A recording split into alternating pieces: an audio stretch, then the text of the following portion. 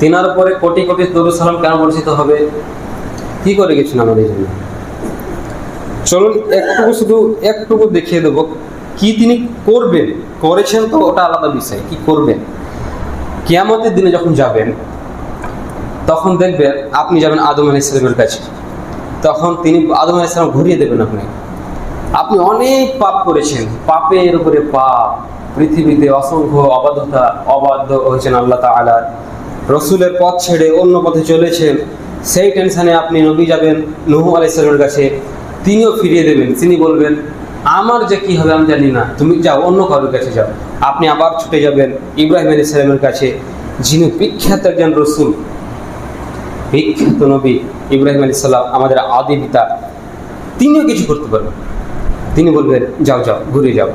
তারপরে যাবেন আপনি মুসা আলাইহিস সালাম, যিনি আল্লাহর সঙ্গে ডাইরেক্ট কন্ট্যাক্ট করতেন।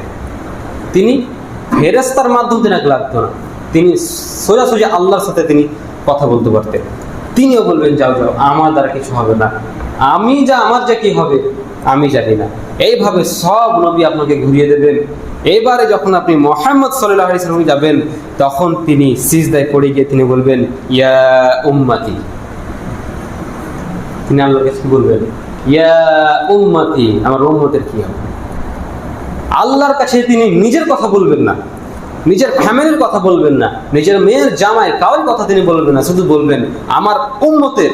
শুধু তিনি তার উম্মতকে খুঁজে বেড়াবেন, কে পেরেশান হয়ে গেছে, কে এরকম অবস্থাতে ঘুরছে, কে নাচার হয়ে গেছে, তিনি ওদের খুঁজে খুঁজে তিনি বার করবেন। ইনি হলেন আমাদের রসুল হযরত মুহাম্মদ সাল্লাল্লাহু আলাইহি ওয়াসাল্লাম। তিনার উপরে কোটি কোটি দরুদ সালাম বৃষ্টির ন্যায় বর্ষিত হোক, আল্লাহুম্মা আমিন। তারপরে চলুন এই আমাদের রসুলের শেখানো কিছু আদর্শ আমরা দেখব।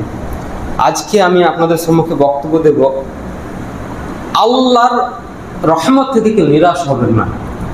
তারপরে যদি ইনশাআল্লাহ সময় থেকে অন্য কোনো বিষয় হবে, কিন্তু প্রথমত আপনাকে আমি বলতে চাই আল্লাহর রহমত থেকে নিরাশ হওয়া যাবে না।